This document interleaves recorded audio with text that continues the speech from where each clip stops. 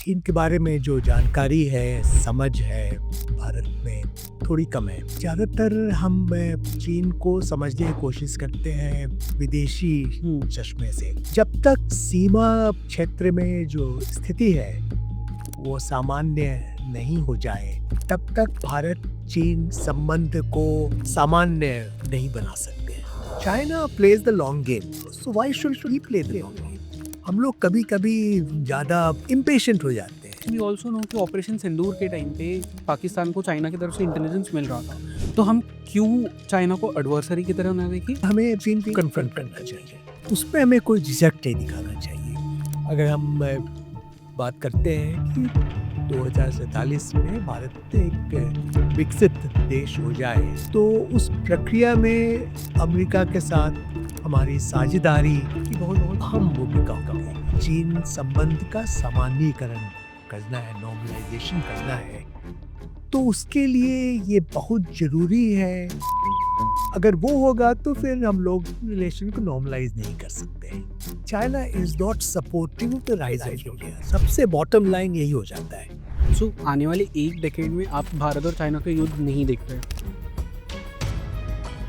बड़े पैमाने में युद्ध हो क्या चीन भी नहीं चाहता है, लेकिन युद्ध नहीं हो उसके लिए सबसे जरूरी है कि चीन को पता रहे कि अगर वो कुछ करना चाहेंगे जो गलत है तो हम उसको रोक सकते हैं। नमस्ते, जय हिंद। मेरा नाम है जयेश गंगन और ये है द आवारा मुसाफिर शो, एक ऐसा पॉडकास्ट जहां पे हम बात करते हैं भारत के पास्ट, प्रेजेंट और फ्यूचर की। आज के इस पॉडकास्ट पे मेरे गेस्ट है एम्बेसडर अशोक कांथा जी। इस पॉडकास्ट पे हम बात कर रहे हैं चाइना के बारे में, बिकॉज अशोक कांथा जी भारत के फॉर्मर एम्बेसडर रह चुके हैं टू रिपब्लिक ऑफ चाइना। इस पॉडकास्ट पे हमने डिकोड किया है चाइना को और करंट ग्लोबल जियोपॉलिटिक्स को। हम बात कर रहे हैं किस तरह से भारत और चाइना के बीच में कुछ चीजें चल रही है, कुछ चीजें हमें ओवर द कर्टन्स दिख रही है, कुछ चीजें हमें बिहाइंड द कर्टन्स चलते हुए दिख रही है।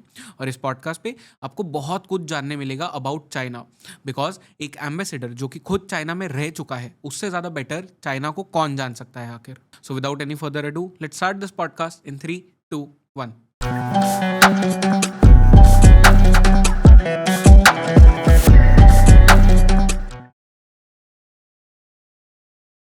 Sir, welcome on this podcast. Thank it's you. A huge privilege and honour to have you here. मैं हम जब ऑफ द कैमरा बात कर रहे थे तो I was telling you same thing कि इंडिया में चाइना ऑब्जर्वर्स बहुत कम हैं and you are one of them sir. तो ये जो कॉन्वर्जेशन है, इसी के लिए I was looking forward to since a long time, and जब से बुक आई है तब से I was very excited that I will be talking about this subject with you. Sir, China को लेके इंडिया में फर्स्टली जो हमारी अंडरस्टैंडिंग है, इट इज़ नॉट ऐसा नहीं है कि हम मतलब जैसे पाकिस्तान के बारे में हमारी जो अंडरस्टैंडिंग्स है, उस तरह से हमारे एक्सपर्टीज़ ऑन चाइना अब तक शायद नहीं आया और आई हैव फेल्ट कि वो मिसिंग है कहीं न कहीं। Why do you think that is the reason, and is that one of the reasons जो आपने बुक लिखी है लोगों को एजुकेट करने के लिए? क्योंकि when we talk about China in normal parlance, हम उतने डिटेल्ड कन्वर्सेशंस नहीं देखते। जितना हम पाकिस्तान के बारे में बात करते हैं, उतना चाइना के बारे में कोई बात नहीं करता, एंड वी डोंट रियलाइज़ कि चाइना बहुत बड़ा एक प्रॉब्लम है इंडिया के लिए। So what is your take on that sir? देखिए, किताब पे हम लोगों ने प्रिपेयर किया, लिखा।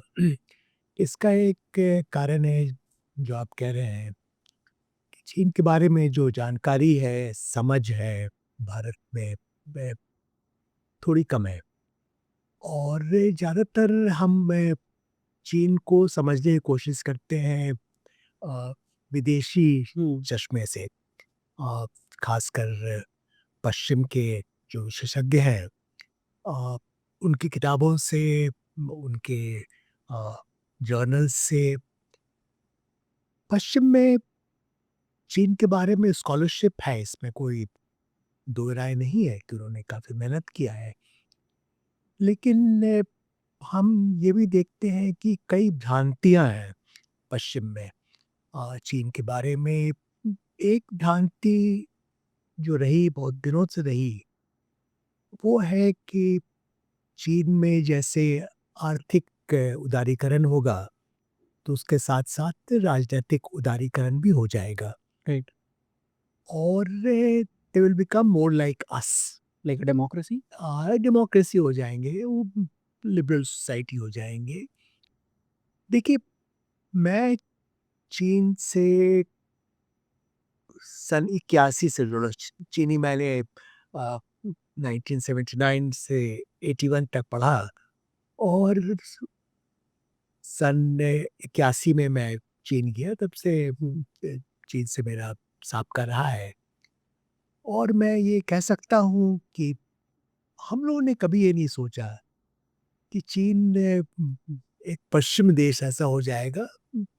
उनका जो आइडियोलॉजी है या उनकी अर्थव्यवस्था, उनकी जो राजनीति है वो विलग है। हुँ, और वो तो ये एक हम लोगों ने देखा कि ये जो पश्चिम के राजनयिक और उनके जो विशेषज्ञ हैं, अ, उनकी ये विचारधारा सही नहीं है।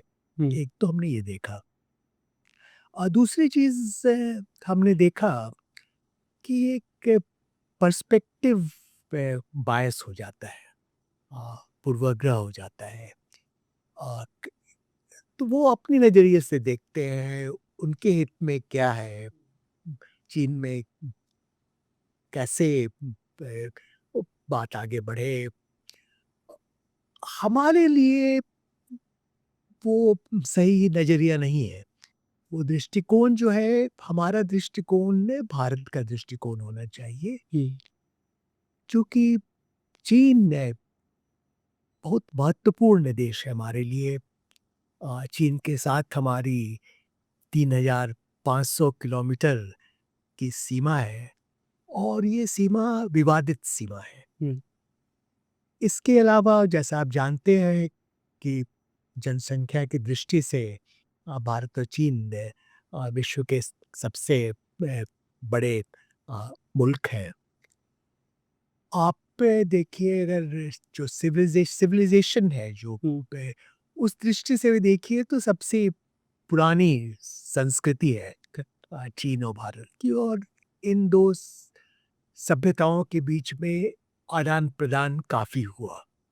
और और आज भी चीन विश्व की दूसरी सबसे बड़ी अर्थव्यवस्था है अमेरिका के बाद। और जहाँ तक आप ट्रेडिंग नेशन का देखें, व्यापार की दृष्टि से देखें, अंतर्राष्ट्रीय व्यापार की दृष्टि से सबसे बड़ी अर्थव्यवस्था है। राइट, तो इन सब को देखकर हम लोगों ने ये सोचा कि ऐसी किताब एक तैयार करनी चाहिए जो पूरी तरह से अ, भारत के दृष्टिकोण से हो। दूसरी चीज़ हमने ये निर्धारित की कि हम एकेडमिक किताब नहीं लिखना चाहते हैं। मैं नहीं कह रहा हूँ कि एकेडमिक किताब की ज़रूरत नहीं है, इसकी बहुत ज़रूरत है। लेकिन हम लोग ऐसी किताब लिखना चाहते थे जो एक्सेसिबल हो, जो आम जनता राइट, भी समझ पाए। और जो स्कॉलर्स हैं, या आपके ऐसे लोग हैं जर्नलिज्म है में के क्षेत्र में, वो भी रुचि लें। राइट, तो इसका जो ऑडियंस है वो थोड़ा काफ़ी विस्तृत हो गया। अ, तो आप अगर देखिए तो 21 कंट्रीब्यूटर्स हैं और इन कंट्रीब्यूटर्स में 3 श्रेणी में आते हैं। पूर्व राजनयिक, जो चीन, जैसे मैं चीन में राइट, राजदूत था। अमेरिका, अरुण सिंह अमेरिका में राजदूत थे। राघवन रूस में राजदूत थे।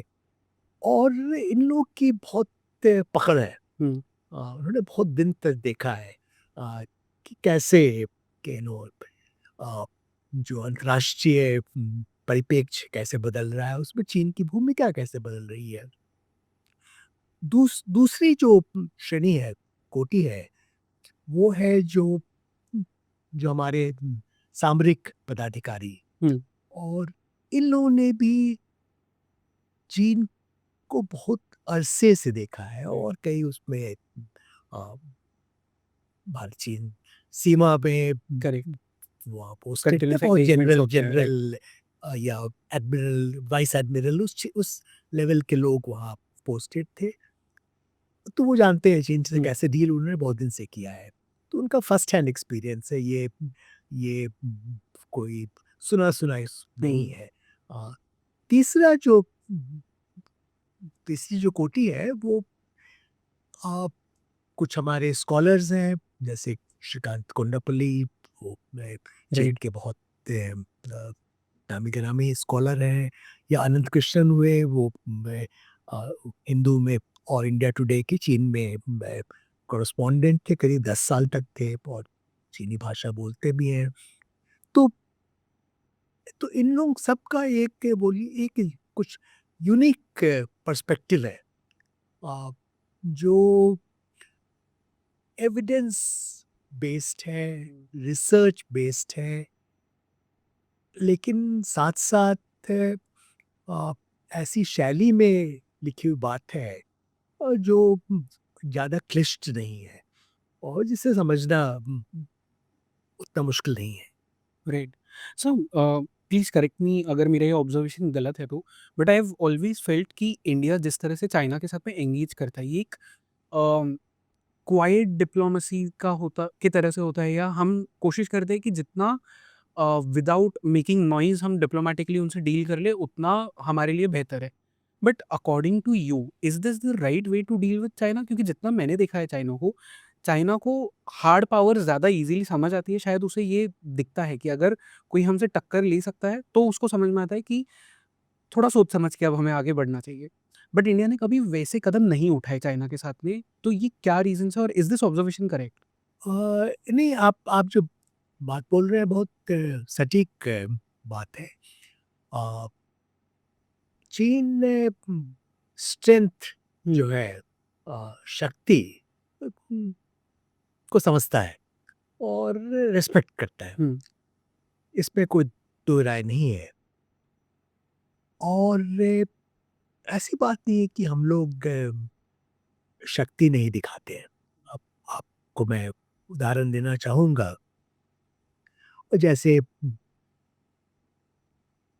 2020 में आपको पता है राइट, अ, पूर्वी लद्दाख में चीन की तरफ से अतिक्रमण हुआ और ये अतिक्रमण बहुत अलग था। पहले जो स्टैंड ऑफ सिचुएशंस था उससे बहुत अलग था। उन लोगों ने कोशिश की कि जो वास्तविक नियंत्रण रेखा जो है, लाइन ऑफ एक्चुअल कंट्रोल है, उसको बदल दिया जाए करेक्ट, और करीब 50,000 उनके सेना की टुकड़ी वो घुसने की कोशिश की। हम लोगों ने उसका तुरंत जवाब दिया। हुँ, हम लोग तरफ से बहुत रैपिड डिप्लॉयमेंट हुआ। उन्हें शायद उतनी उम्मीद नहीं थी कि कितना रैपिड हम लोग डिप्लॉयमेंट कर पाएँगे। तो उससे हुआ कि बहुत अंदर नहीं घुस पाए और फिर जैसा आपको पता है ये 4 साल बातचीत का सिलसिला चलता रहा और डिसएंगेजमेंट हुआ है। अभी भी कुछ कमी है, पूरी तरह से नहीं हुआ है, लेकिन हम लोगों ने ये बहुत साफ कर दिया कि जब तक के सीमा क्षेत्र में जो स्थिति है, वो सामान्य नहीं हो जाए, जब तक के अमन और शांति अ, फिर से बहाल नहीं हो जाए, तब तक के हम लोग के भारत-चीन संबंध को सामान्य हुँ, नहीं बना सकते हैं और सामान्यीकरण की जो प्रक्रिया है, वो भी शुरू नहीं हो सकती है। राइट, उसमें डॉक्टर जयशंकर जो हमारे जी, विदेश मंत्री हैं, उन्होंने बार-बार बोला state of borders will determine state of right, relations. तो ये कोई this was not a, a quiet decision. It was conveyed forcefully, publicly. अ, कहीं-कहीं होता है कि हम लोग कोशिश करते हैं कि अगर क्वाइटली बात बन जाए, तो हमारे हित में रहेगा। इसका कारण है कि भारत-चीन संबंध जो हैं, ये एक तरह से देखिए बहुत कॉम्प्लेक्स हैं। राइट, ये कोई आसान नहीं है। अ, उस संबंध में अगर हर मुद्दे को हम लोग पब्लिकली डिस्कस करें, तो समाधान निकलना बहुत मुश्किल हो जाएगा। हुँ, और फिर पब्लिक ओपिनियन भी बदल जाता है, वो ज़्यादा एक तरह से कठोर हो जाता है। और हम लोगों ने देखा जैसे कि 1962 युद्ध के पहले भारत में पब्लिक ओपिनियन बहुत नेगेटिव हो गया। उसका कारण था, ये मैं नहीं बोल रहा हूँ कि गलत हुआ, लेकिन नेगेटिव हो गया। उसके कारण उस समय शायद सीमा का जो प्रश्न है उसमें उसके समाधान में बात शायद कुछ आगे बढ़ सकती थी। राइट, लेकिन वो स्पेस अवेलेबल नहीं था, बिकॉज़ पब्लिक ओपिनियन बहुत ही नेगेटिव हो गया था, पॉलिटिकल ओपिनियन नेगेटिव हो गया था। तो हम लोग की कोशिश रही है कि बात हम लोग खुलकर करें, छिपाने की कोई ज़रूरत नहीं है। और मेरी तो ये शिकायत है कि इस बार पूर्वी लद्दाख में जो चीन का अतिक्रमण हुआ, उसके बारे में हम लोगों ने साफ-गोई से बात नहीं की। Exactly yes. हमें ज़्यादा कहने की ज़रूरत थी। और साफ-साफ स्पष्ट तरीके से किसी बात को कह देने में वो हमारा पोज़ीशन स्ट्रेंथन होता है और मजबूत होता है।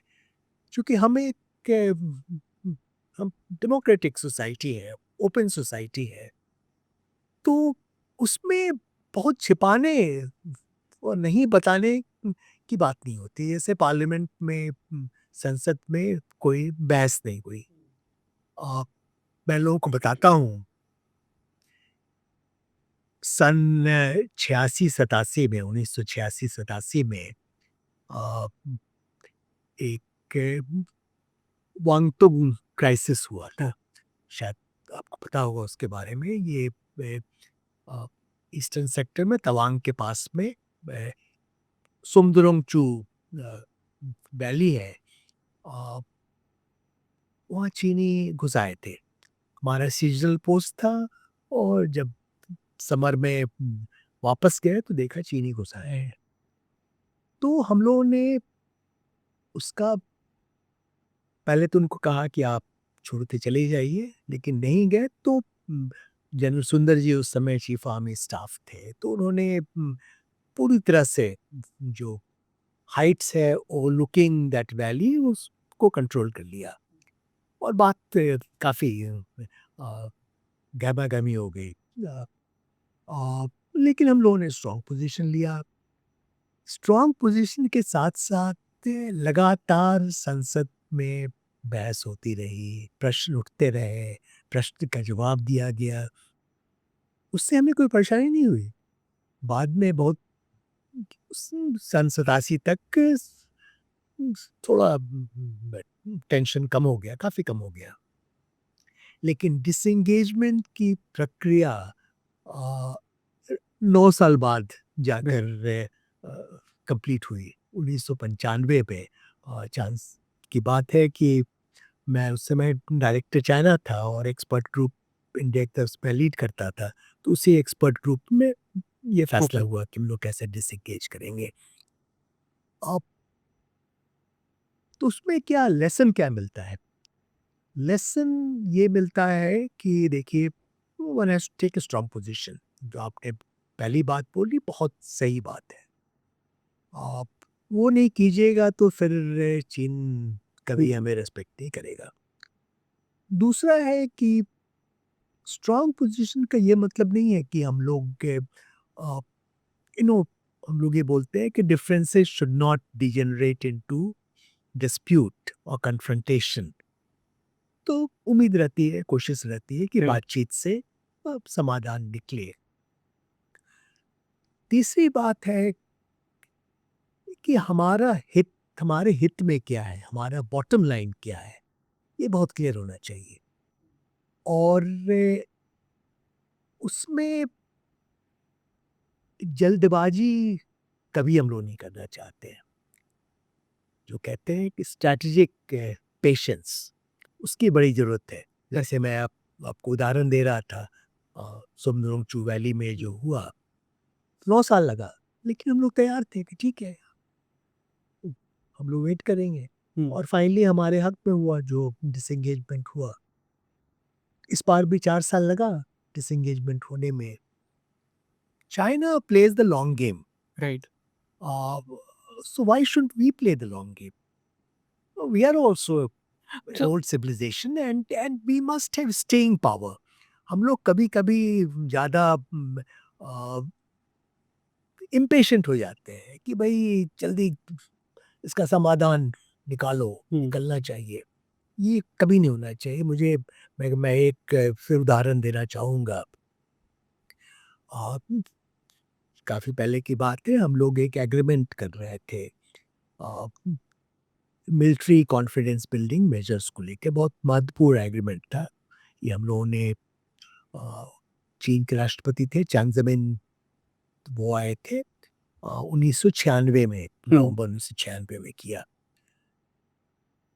जब विदेश सचिव ने ये ज़िम्मा मुझे दिया कि आप इसको नेगोशिएट कीजिए और ने कहा कि जल्दी निकलना चाहिए। तो मैंने कहा कि देखिए हम लोग कोशिश करेंगे लेकिन जल्दी हो ये मैं नहीं बता कह सकता हूँ। चूँकि हमें देखना है कि it should be good agreement, it should right, be in our interest. It doesn't have to be so we have to be patient. Same thing happened in 2005।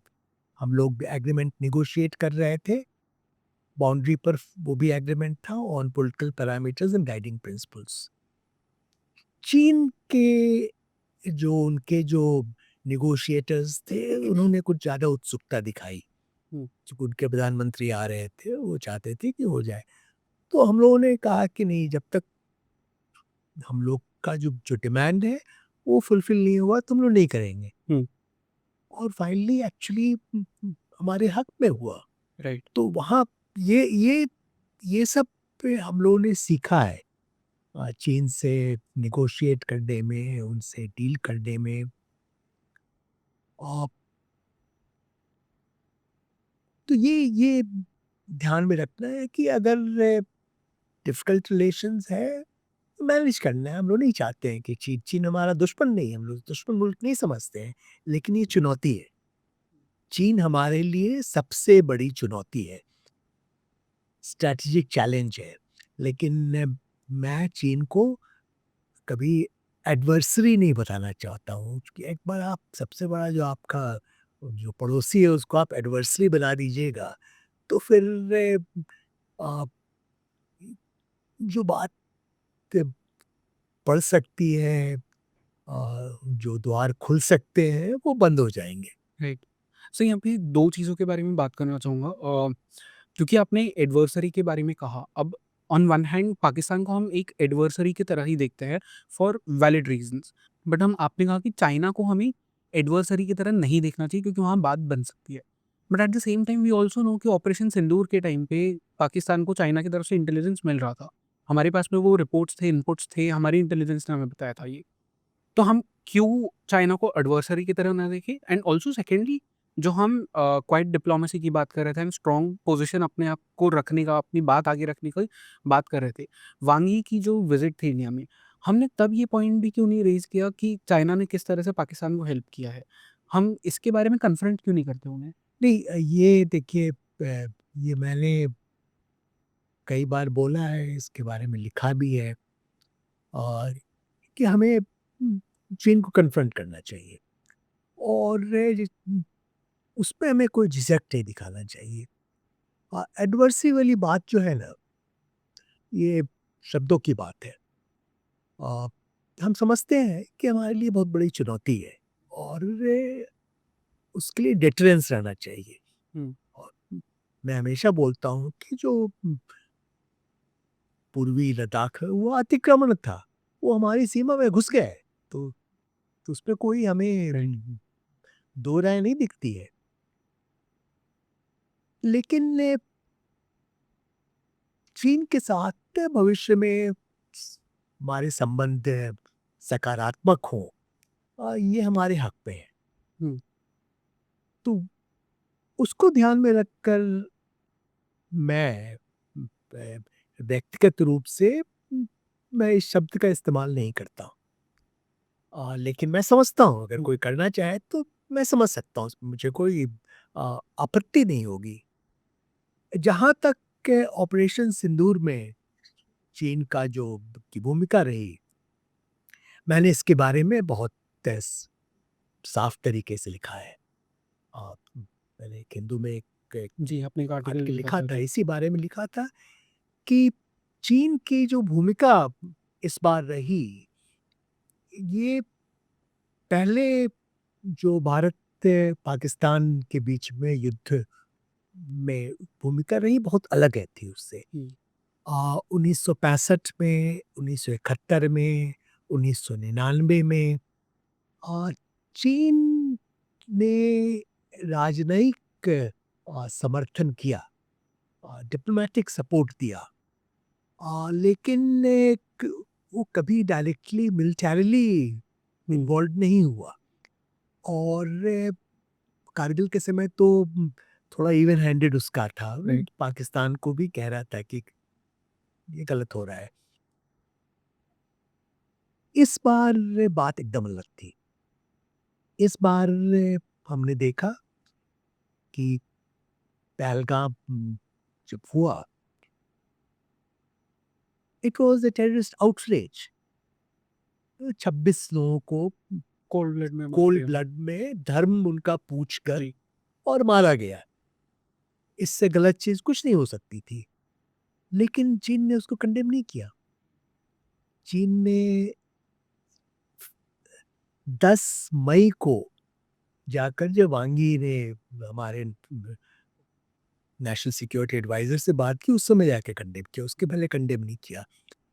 वांग यी जो उनके विदेश मंत्री हैं, वो जब बात कर रहे थे, इरशाद डार जो पाकिस्तान के विदेश मंत्री हैं, तो उनको कहा कि नहीं, हम आपके टेरिटोरियल इंटीग्रिटी, सॉवरेनिटी को हम सपोर्ट करते हैं, आपका लेजिटिमेट इंटरेस्ट है, उसको हम सपोर्ट करते हैं। तो वो तो पूरी तरह से समर्थन कर रहे थे। चीन का जो मीडिया है, लगातार उसने पाकिस्तान के प्रोपेगेंडा को एम्पलीफाई किया राइट। उसको। और ये सिर्फ चीन में नहीं किया, चीन का मीडिया उसकी जो पहुंच है वो वैश्विक पहुंच है, राइट। अंतर्राष्ट्रीय पहुंच है, पूरी पूरी तरह से उसको एम्पलीफाई किया। एक डिप्लोमेटिक हुआ, एक मीडिया हुआ, लेकिन सबसे जो बड़ी बात हुई, जो मैं आपके जो श्रोता हैं उनको मैं कहना चाहूंगा, इस बार चीन ने पूरी तरह से पाकिस्तान का मिलिट्री सपोर्ट किया, कई तरीके से किया। एक तो जो चाइना के जो एडवांस वेपन सिस्टम्स हैं, जो उनका J-10C या J-17 एयरक्राफ्ट है, PL-15 जो उनका मिसाइल है, अ, उन सब का उपयोग हुआ। उसके अलावा एक चीज़ जो हमने देखा, जो हमारे डिप्टी चीफ आर्मी स्टाफ ने पब्लिकली इसके बारे में अ, बात की, वो रियल टाइम में ISR जो बोलते हैं, intelligence surveillance reconnaissance, ISR data दे रहे थे। इसका बहुत महत्व होता है, बहुत बहुत उपयोगी होता है। तीसरी चीज़, चीन का एक सैटेलाइट मॉनिटरिंग जो जो है सर्विस है, जैसे GPS अमेरिका का, वो पेतो करके चीन का है। तो पेतो फैसिलिटी वो पाकिस्तान को दे रहे थे। और जो चीन का जो एयरक्राफ्ट था, J-10C और PL-15 मिसाइल, उसके बीच जो संवाद होता है, वो पेतो के थ्रू हो रहा था। तीसरी चीज़ जो हुई, जो बहुत उन्होंने फ्यूज़न कर दिया। अ, एक साब एवैक्स था स्वीडन का, चीन का एयरक्राफ्ट था, मिसाइल था, उसको इंटीग्रेट कर दिया। तो ये सब चीज़ से वो बैकग्राउंड में रहकर पूरी तरह से सपोर्ट कर रहे थे। हुँ। मैं नहीं जानता हूँ कि जबकि तो विदेश मंत्री वांग यी आए, तो हम लोगों ने ये सवाल उनके साथ उठाया या नहीं। बट मेरा विश्वास है कि ये सब चीज़ से हमें बहुत अ, साफ तरीके से उठाना चाहिए, और प्राइवेटली नहीं सिर्फ करना चाहिए, हुँ। हमें ये पब्लिकली उठाने की ज़रूरत है। मैं एक और उदाहरण देना चाहूँगा। आप ही के मैं आपकी बात से सहमति अ, बताते हुए कि कभी-कभी क्वाइट डिप्लोमेसी से आउटकम जो निकलना चाहिए नहीं निकलता है। राइट। अ, जैसा आपको पता है कि अ, अरुणाचल प्रदेश के बहुत समीप तिब्बत का एक मेडोक काउंटी है। वहाँ से ये नदी आती है, यालुंग सांगफो बोलते हैं तिब्बत में, और भारत में ब्रह्म। अरुणाचल में आकर पहले सियांग हो जाती है और फिर ब्रह्मपुत्र रिवर से मिल जाती है। वहाँ भारत चीन सीमा से करीब 30-35 किलोमीटर दूर ये परियोजना जो बन रही है, प्रोजेक्ट 19 जुलाई को काम शुरू हो गया। ये विश्व की सबसे बड़ी हाइड्रो पावर परियोजना होगी। अभी सबसे बड़ी जो है थ्री गॉर्जेस प्रोजेक्ट, राइट। वो भी चीन में है। उससे तिगुना गुना बड़ी होगी और ये विश्व का सबसे बड़ा इंफ्रास्ट्रक्चर प्रोजेक्ट होगा। आई थिंक इसके बारे में कुछ रिपोर्ट्स है जिसमें लिखा गया था कि ये प्रोजेक्ट जब शुरू हो जाएगा फुल फ्लेज में, वो अर्थ की रोटेशन को भी ये अफेक्ट करेगा। ये प- प- ये एक नासा के एक वैज्ञानिक हैं, उन्होंने इस पर काम किया है थ्री गॉर्जियस प्रोजेक्ट के बारे में। हम्म। कि उसका वेट इतना हो जाता है कि जो उसका रोटेशन टाइम है उसको राइट। थोड़ा और कमी आ मिली सकती है। सेकेंड्स में हाँ, अफेक्ट लेकिन करेगा। लेकिन लोग तो उसके अलावा ये जो प्रोजेक्ट है अर्थक्वेक एक्टिव जो कहते हैं, टाइप 5 बोलते हैं, काफ़ी जहाँ संभावना अर्थक्वेक की, अर्थक्वेक कई बार आता है। अभी हाल में 24 जनवरी को इस साल भी अर्थक्वेक आया। वहाँ आप ये बना रहे हैं और ये कैस्केड रहेगा, 5 प्लांट्स का कैस्केड रहेगा। उसमें आज जो सूचना पूरी तरह से आई नहीं है, ट्रांसपेरेंसी एकदम नहीं है, लेकिन जहाँ तक सूचना है कि 4 उसमें टनल्स होंगे 20-20 किलोमीटर के। वो पहाड़ के से उसको बोर करके, और आपको पता है कि हिमालय जो है यंग माउंटेन बोलते हैं, अनस्टेबल माउंटेन है, वहाँ लैंडस्लाइड बहुत होता है उस इलाके में। वहाँ ये करेंगे तो एक तरह से देखिए कि अर्थक्वेक हो जाए या कोई और भी दुर्घटना हो जाए वहाँ, असर किस पर होगा? असर तो हम लोग पर होगा। राइट। पानी अर्थक्वेक अगर होगा तो पानी छोड़ देते हैं। हम्म। पानी छोड़ देंगे अचानक तो इंडिया, बांग्लादेश सब अफेक्ट सब होंगे। हम पर असर हो जाएगा। हम तो एकदम 30 किलोमीटर दूर वहाँ से करेक्ट। हैं, तुरंत असर हो जाएगा। उसके अलावा उसमें रिजर्वायर भी रहेगा। वो रिवर का आधा पानी डाइवर्ट होगा। कहते हैं कि फिर वापस नदी में आ जाएगा, लेकिन टेम्परेरी डाइवर्शन भी होता है, उसका असर हो जाता है। हम्म। या रिजर्वायर जब भरा जाता है, उस समय लीन सीजन वगैरह रहा तो पानी हमारे तरफ कम हो जाएगा। मैं उदाहरण दे रहा हूँ कि ये सब जो बात है, आप हम लोग को पब्लिकली अपोज करना चाहिए।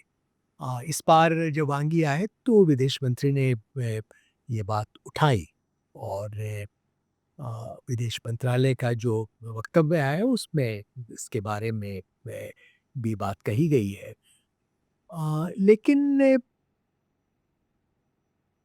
जहाँ तक हम लोग कोशिश रहती है कि बात बातचीत से समाधान निकले, हम्म। लेकिन कभी-कभी पब्लिकली बोलना बहुत ज़रूरी होता है। राइट। सो इनफैक्ट ये जो आपने भी बात की डैम वाली, तो इसमें जो मेकोंग रिवर में भी चाइना करता है, उससे हमने देखा है कि फिशरीज पे भी जो अफेक्ट होता है एंड ओवरऑल एक जो नेचर पे इफेक्ट हो रहा है, और उसके रिपरकशंस इंडिया को झेलने पड़ेंगे एंड साथ ही साथ बाकी और भी देश है जिन्हें झेलने पड़ेंगे। अम, हमने कभी ये कोशिश क्यों नहीं की, और इज इट इवन पॉसिबल कि हम बाकी जो कंट्रीज है जिन पे अफेक्ट होगा इन चीज़ों का, इस डैम का, उनके साथ में कोalition फॉर्म करके चाइना को कन्फ्रंट करें? Is it possible, and if possible हमने कोशिश क्यों नहीं की ये करने की? अ, देखिए, आपने मेकोंग का ज़िक्र किया, बहुत सही ज़िक्र किया। अ, मेकोंग में चाइना जो है अपर राइपेरियल है, हुँ, और वहाँ उन्होंने फिर वहाँ पे कैस्केड राइट, बनाया है, कई प्रोजेक्ट्स हैं, और उसके कारण जो लोअर मेकोंग बेसिन है, अ, उस पर बहुत ही नेगेटिव असर होता है। करेक्ट, जो आपने बोला, जैसे फिशरीज से सिल्ट का फ्लो होता हुँ, है, जो वो कम हो जाता है, एग्रीकल्चर पर असर होता है, कई इलाके में सूखा हो जाता है, चूँकि पानी ऊपर रुक जाता है। लेकिन चीन जो एक मेकोंग का उनका एक कमीशन है, उसमें वो साझेदार भी नहीं है। हुँ, और ये जो मुल्क है, लाओस, कंबोडिया, वो चीन, they can't take on China. Right, Even Vietnam is there, Thailand is there. These are the lower riparians. They are not interested in making common cause with anyone. Even though they suffer. But वो They danger suffer, ही इतना बड़ा है कि they can't. लेकिन they can't because dependence उनका हुँ, बहुत ज़्यादा है, और देखिए बड़ा अनइक्वल रिलेशनशिप हो गया है। और चीन जो जो वल्नरेबिलिटीज़ होती है, डिपेंडेंसी जो होती है, हुँ, उसका पूरी तरह से लाभ उठाता है। तो ये बात हम लोग के लिए भी विचार करने की बात है।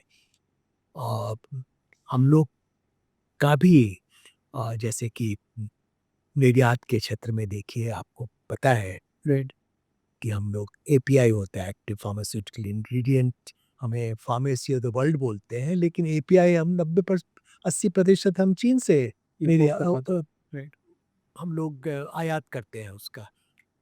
तो डिपेंडेंस है। और अभी क्या हो गया है कि वेपनाइजेशन हो गया है, डिपेंडेंस का वेपनाइजेशन हो गया है, अमेरिका ने किया, अब चीन कर रहा है। हुँ, हाल में आपने देखा होगा कि टनल बोरिंग मशीन चीन से हम लोग लेते थे, वैसे मैन्युफैक्चरिंग जर्मन कंपनी करती है, करेक्ट, लेकिन फिर भी चीन ने हमें देना बंद कर दिया। कुछ खास तरह के स्पेशलिटी फर्टिलाइजर हैं, चीन ने देना बंद कर दिया, और जो हम चीन से इंपोर्ट कर रहे थे। फिर ये रेयर अर्थ मैग्नेट है, वो तो उन्हें चीन बंद पूरा कर दिया, कंट्रोल राइट, करता है। 90% 90% विश्व में जो प्रोसेसिंग होता है चीन कंट्रोल करता है, वो भी हमको देना बंद कर दिया। आ, कहा है कि हम देंगे, लेकिन अभी मैं देख रहा था कुछ दिन पहले एक अखबार में खबर निकली कि जो 51 पेंडिंग एप्लीकेशंस है, वो अभी तक पेंडिंग है, वो खुला नहीं है। खुलने वाला है लेकिन खुला नहीं है। मैं बात ये बोल रहा हूँ कि हमें दिक्कत होती है डिपेंडेंस में, अमेरिका को दिक्कत होती है। अ, तो ये छोटे मुल्क जो हैं, लाओस, कंबोडिया, वो किसी के साथ करेक्ट। उनके लिए कोलिशन नहीं वो बनाएँगे, 1000 टाइम्स बिगर पॉसिबल प्रॉब्लम नहीं है, है उनके राइट। लिए। हुँ, ओके। सो एक जो सबसे बड़ा इस टाइम पे हम प्रॉब्लम फेस कर रहे हैं व्हिच इज़ कि हम 2 तरफ से लड़ाइयाँ लड़ रहे हैं। फर्स्ट इज़ कि जब से डोनाल्ड ट्रम्प का सेकंड टर्म हुआ है, इंडिया और अमेरिका के जो रिलेशंस हैं, वो थोड़े मतलब स्टर्डी नहीं रहे हैं। उनमें हमने बहुत सारे रिपल्स देखे हैं एंड रिसेंटली एवरीवन नोज़ कि टैरिफ्स की वजह से क्या इफ़ेक्ट हुआ है। And eight the same time हम चाइना के साथ में आपने लिखा है कि लोग बात कर रहे हैं रीसेट की, बट वो सिर्फ री एंगेजमेंट है, it's not a complete reset even now. And we all know कि चाइना बैकएंड पे क्या करता है। हमने पाकिस्तान के साथ में जो उनकी पार्टनरशिप है उसके बारे में बात की। How do you think India अब ये दोनों तरफ को बैलेंस बना के अपने लिए एक रास्ता ढूंढ सकता है? अ, देखिए, इस किताब में भी decoding China, heart perspectives from India,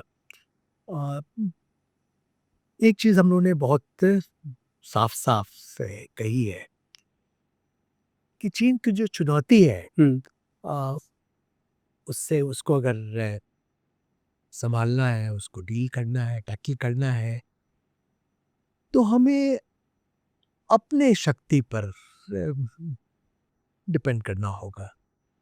और जो डिटरेंस है वो हमारा अपना डिटरेंस होगा। हमने बात उसमें की है कि एसिमेट्रिक डिटरेंस राइट। होगा। बिकॉज़ चीन की अर्थव्यवस्था हमसे 5 गुना बड़ी है और चीन का डिफेंस बजट हमसे कहीं ज़्यादा है। इसलिए कोई 1 टू 1 पैरिटी की ज़रूरत नहीं है। लेकिन हम लोग कर सकते हैं, डिफरेंस हम लोग कर सकते हैं। हमें खुद करना पड़ेगा। पहले हम लोग बात करते थे कि एक्सटर्नल बैलेंसिंग हुँ, अ, सप्लीमेंट करेगा, चूँकि हम लोग की कैपेबिलिटी गैप भारत चीन के बीच में इतना ज़्यादा हो गया है कि कुछ जो मित्र राष्ट्र हैं जिनका चीन के बारे में जिनको कुछ उनको भी अप्रहेंशंस है, कठिनाई है। तो चीन को हम कंटेन नहीं करना चाहते हैं, लेकिन वो रेकलेस बिहेवियर नहीं करे, वो डिसुएड करना चाहते राइट। हैं। तो उनके साथ मिलके काम करेंगे तो सही चीन को में एक मैसेज जाएगा।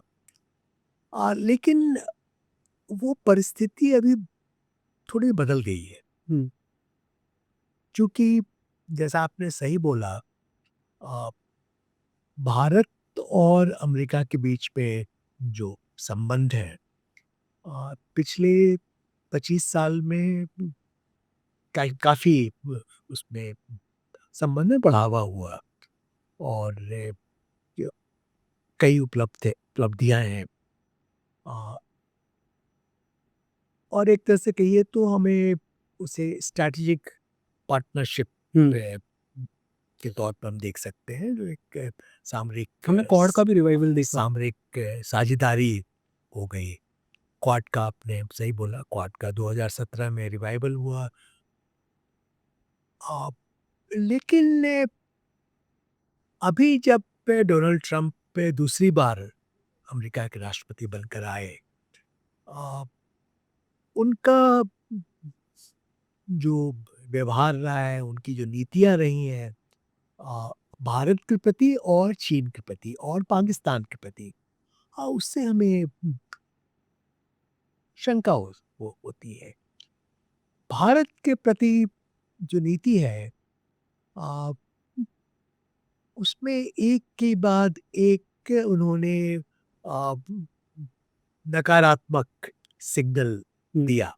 टैरिफ की आपने बात की, 50% टैरिफ राइट। ये कंप्लीटली अनजस्ट है। 25% उन्होंने कहा कि आप रूस से तेल खरीदते हैं। रूस से बाकी लोग भी तेल, चीन तो हमसे कहीं ज़्यादा तेल खरीदता राइट। है, रूस से गैस पे खरीदता है। यूरोपियन यूरोप तो बहुत खरीदता है, गैस राइट? का नंबर 1 अभी भी बाहर रूस का यूरोप है।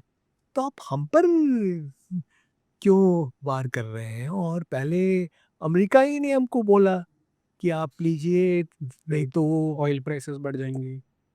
इंस्टेबिलिटी हो जाएगा मैं वर्ल्ड ऑयल मार्केट में। अब आप 25% हमको पेनल्टी लगा रहे हैं, जो एकदम गलत है, हुँ, कंप्लीटली अनफेयर है। उ उसके अलावा 25% पेनल्टी भी अनफेयर है, वो डब्ल्यूटीओ के खिलाफ है, हर तरह से गलत है। फिर जो उन्होंने जिस तरह से लोग बात करते हैं, उनके जो मंत्री हैं, अ, मैं स 38 साल से ज़्यादा वो भारत का राजनयिक रहा। मैंने वैसा व्यवहार कभी नहीं देखा। सर मैं एक जिस तरह छोटा-सा से यहाँ पे आपसे कमेंट भी चाहूँगा, जो पीटर नवारो का वो एक स्टेटमेंट आई एम श्योर आप उसके बारे में ही बात कर रहे थे। उसके बारे में और भी राइट, जो उनके जो कंटीन्यूअसली स्टेटमेंट्स आए हैं जो। तो ये एक मित्र देश के बारे में इस तरह से नहीं बोला जाता है। अभी जैसे उनके जो कॉमर्स सेक्रेटरी है, हुँ, उन्होंने कहा इंडिया को फिक्स करना है। करेक्ट। तो ये तो डिसरेस्पेक्टफुल हुआ। तो इससे कंक्लूजन हम निकालते हैं कि अमेरिका का भारत के प्रति जो रवैया है, अ, उसमें तब्दीली हो गई है और वो रवैया उतना मित्रतापूर्ण नहीं है। शायद आगे फिर बात सही हो, लेकिन इससे हमें एक लेसन ड्रॉ करना पड़ेगा कि अगर बात आगे ठीक भी हो जाए, लेकिन इसे भूलना नहीं चाहिए हुँ, जो हुआ। तो एक तो ये हुआ। दूसरा पाकिस्तान का देखिए, राइट। जिस तरह से वो व्यवहार कर रहे हैं आपको पता है मैं ज़्यादा उसमें डिटेल में नहीं जाना चाहूँगा लेकिन अ, वो एक तरह से बढ़ावा दे रहे हैं हुँ, पाकिस्तान को।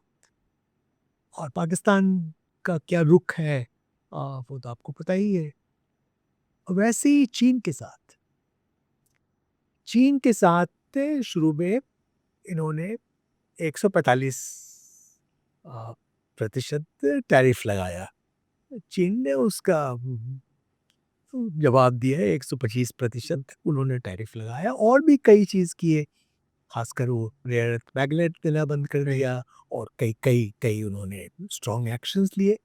वो अमेरिका तुरंत पीछे हट गया और तब से कहते हैं ट्रेड ट्रूस चल रहा है। हुँ, वो चल रहा है, चीन के खिलाफ वो नहीं कुछ कर रहा है। अभी भी ऐसे टैरिफ काफ़ी ऊँचा है, कम नहीं है। भारत से एक्चुअली ज़्यादा है उनका जो टैरिफ है लेकिन चीन के बारे में कोई उस तरह की भाषा का कोई प्रयोग नहीं करता है। राइट।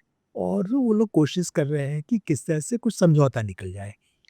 और राष्ट्रपति ट्रंप चीन की यात्रा करना चाहते हैं। वो कहते हैं कि हमें ब्यूटीफुल डील चाहिए हुँ, चीन के साथ। अ, तो चीन के प्रति अमेरिका की क्या नीति है अ, ये बहुत क्लियर नहीं है। सो इन सब को देखकर अ, अगर भारत में लगता है कि हमें अपने बलबूते पर अ, चीन की चुनौती अ, को जो निभाना होगा, टैकल करना पड़ेगा तो वो सही है। हुँ, तो एक्सटर्नल बैलेंसिंग की जो पहले बात होती थी, वो थोड़ा कम ही सोचना चाहिए। पहले ये नहीं बोल रहा हूँ कि इनके साथ काम नहीं करना है। अभी भी भारत के अमेरिका के साथ साथ संबंध कई आयाम हैं, जहाँ संबंध बहुत अच्छे हैं और अच्छे रहने चाहिए।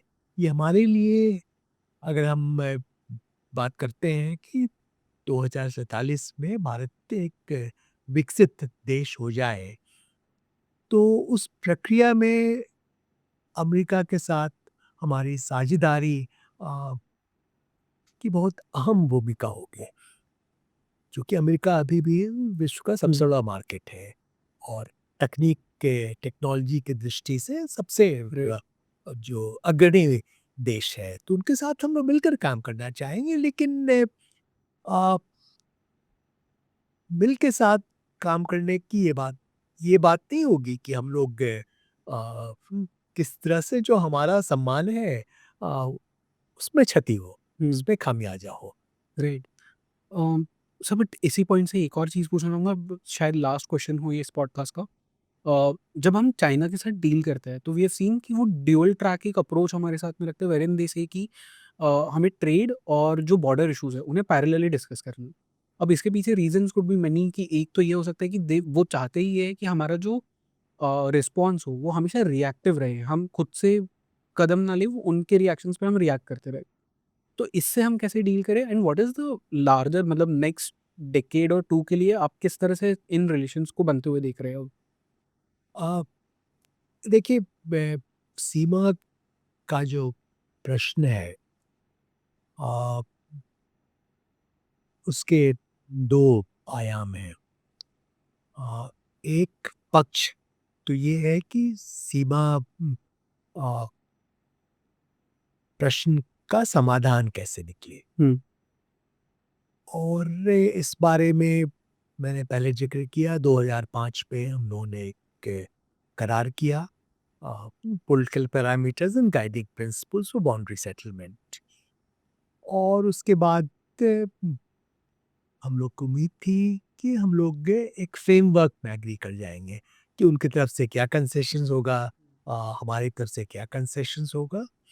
लेकिन चीन ने कोई फ्लेक्सिबिलिटी नहीं दिखाई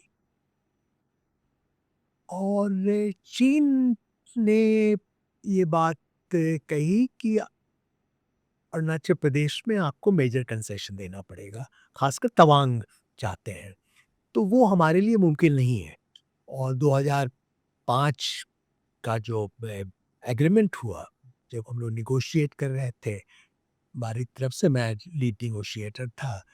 तो हम लोगों ने उसमें एक बात बहुत ज़ोर से उठाई कि सेटल्ड पॉपुलेशन जो है, उस पर कोई आँच नहीं आनी चाहिए। तो वो मानने को तैयार नहीं थे। तो हम लोगों ने कहा अगर वो नहीं होगा तो ये एग्रीमेंट भी नहीं होगा। राइट। तो फाइनली वो मान गए और उसमें एक एक प्रोविज़न है, due interest of settled population, each side will safeguard due interest of their settled population. तो इसीलिए हम लोगों ने डाला कि ये तवांग-वांग की बात आप छोड़िए, ये तो सवाल ही नहीं है, हम लोग कोई उस पर हम लोग समझौता नहीं कर सकते हैं। लेकिन फिर उन्होंने उठाना शुरू कर दिया। तो उसमें बात आगे नहीं बढ़ी है और उससे चीन की कोई रुचि नहीं है कि सीमा प्रश्न का समाधान निकले। उनके लिए प्रेशर पॉइंट है, राइट। इसको यूज़ करते हैं। तो एक एक पक्ष तो ये हुआ। दूसरा पक्ष जो है, वो है कि सीमा क्षेत्र में अ, शांति, अमन कैसे बहाल रहे। इस बारे में हम लोगों ने कई एग्रीमेंट्स किए।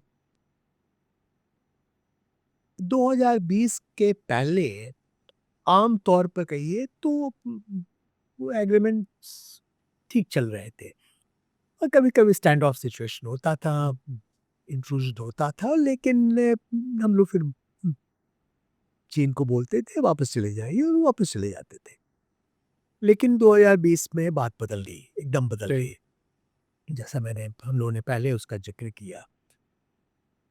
तो हम लोग का ये कहना है कि अगर भारत-चीन संबंध को आगे ले जाना है, अगर भारत-चीन संबंध का सामान्यीकरण करना है, नॉर्मलाइज़ेशन करना है, तो उसके लिए ये बहुत ज़रूरी है कि सीमा क्षेत्र जो अ, वास्तविक नियंत्रण रेखा है, अ, उसमें कोई यूनिलैटरल चेंज नहीं हो, ओके।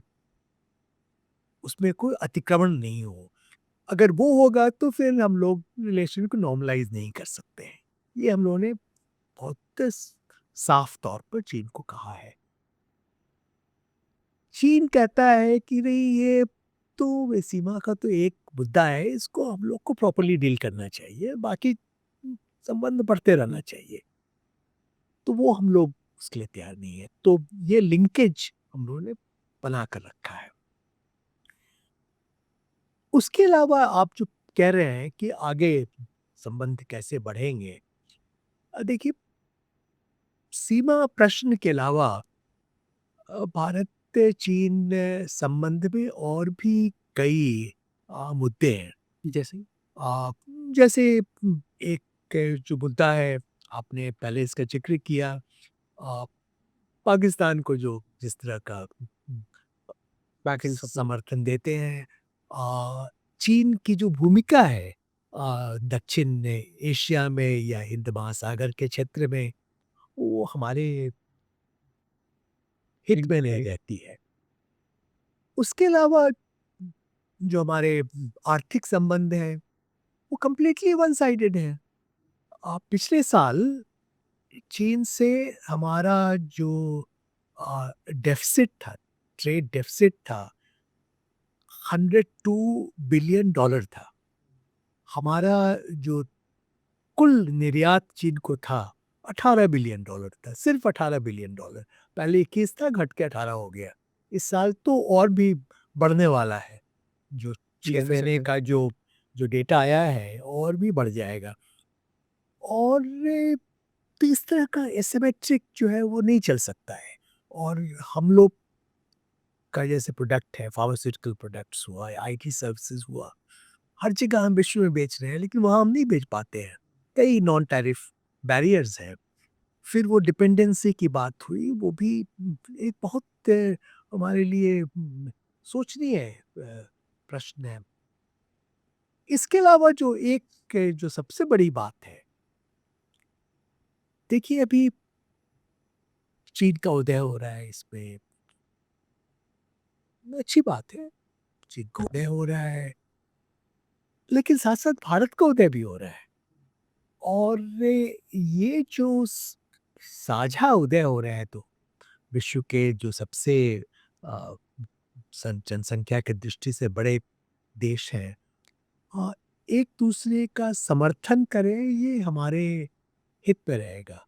तभी हम लोग बात करते हैं विकास में साझेदारी हो। हुँ। लेकिन फैक्ट क्या है? फैक्ट है कि जो हमारा कंसर्न्स हुआ या एस्पिरेशंस हुआ, हमारा इंटरेस्ट हुआ, वो नज़रअंदाज करते हैं।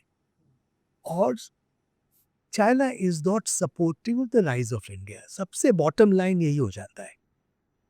तो अगर अगर वो राइज़ ऑफ इंडिया का सपोर्ट नहीं करे, अ, तो फिर उनके साथ हमारे संबंध है बहुत मधुर हो जाए, मैत्रीपूर्ण हो जाए, सकारात्मक हो जाए, वो थोड़ा मुश्किल लगता है। कोशिश हमारी रहेगी, लेकिन कोशिश हमारी रहेगी, वास्तविकता क्या है उसको नज़रअंदाज हम नहीं कर सकते हैं। जैसे जो अनपैलेटेबल ट्रुथ है, उसको हम अ, नगण्य नहीं कर सकते हैं। ये हम जो एक हम थ्यूसिडाइड्स ट्रैप की बात करते हैं, are we moving towards that? क्योंकि हमने ये सेम चीज़ चाइना और नहीं, अमेरिका के बीच भी देखी देखिए, है। ये सब चीज़ जो है ना, आप ये कोई इनएविटेबल नहीं होता है। Countries like individuals have agency. हुँ, हम डिसाइड कर सकते हैं कि हमारे हक में क्या है। और मुझे विश्वास है कि चीन भी नहीं चाहता है कि हमारे साथ युद्ध हो। राइट। स्कमिश हो सकता है, जैसे कि तालिबान हुँ, वैली में हुआ, नहीं होना चाहिए था। और लेकिन बड़े पैमाने में युद्ध हो, शायद चीन भी नहीं चाहता है। लेकिन युद्ध नहीं हो, उसके लिए सबसे जरूरी है कि डेटरेंस रहे, हम मजबूत रहें, कि चीन को पता रहे कि अगर वो कुछ करना चाहेंगे जो गलत है, तो हम उसको रोक सकते हैं। तो स्ट्रेंथ बढ़ाकर अपनी क्षमता, आर्थिक क्षमता, सामरिक क्षमता को आगे बढ़ाकर हम चीन की चुनौती अ, को डील कर सकते हैं। सो आने वाले 1 डेकेड में आप भारत और चाइना का युद्ध नहीं देख रहे हो? आप मेरी उम्मीद है, अब मैं तो 100% तो नहीं बोल सकता हुँ, हूँ। अ, ताइवान के लेकिन साथ भी क्या होगा उस पे भी बहुत कुछ डिपेंड करता हाँ, लेकिन मेरी उम्मीद है कि ये चीन के हक में भी नहीं है, लेकिन फिर भी तैयारी तो तैयार हमें हमेशा रहना है। ये बहुत ज़रूरी रहता है। है। राइट। इसमें आप you can't go by by hope. हुँ, okay. So thank you so much इस पूरे कन्वर्सेशन के लिए। There are like millions of more things जो मुझे आपके साथ में बात करनी है, but probably in future conversations. आज हमारे पास में वक़्त की थोड़ी कमी है। बट सर अभी तक हमने जितनी बात की है, I think this is gold mine of knowledge for a lot of people including me. So thank you so much sir इस पूरे कन्वर्सेशन के लिए। And for all those people who have tuned in, अगर आपने book अभी तक नहीं पढ़ी है, please do read, because this is one of the most insightful books that you can ever get your hands on. क्योंकि इसमें आई थिंक 23 ऑथर्स हैं इन टोटल, 21, 23? 21 होता है। 21 जी। authors who have written separate chapters, and all of those chapters deal with a lot of different niche problems that India and China are facing, and global problems related to China or in general perspectives of China. So please do read this book. And sir, thank you so much for the conversation. Thank you for inviting me. Okay.